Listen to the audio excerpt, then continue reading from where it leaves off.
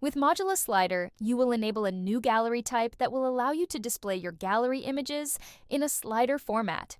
In this tutorial, we'll show you how to create a slider gallery type.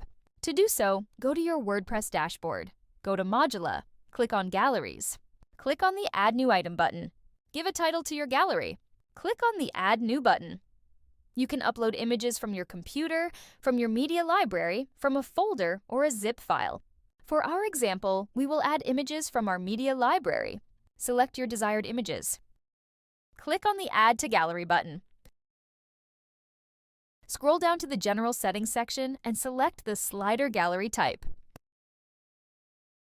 Set the desired settings and click on the Save Gallery button. Let's take a look at how our gallery is showcased on our website. Head to Pages and view the page where your gallery was added. Here we can see our slider gallery type. That's it! This is how you create a slider gallery with Modula.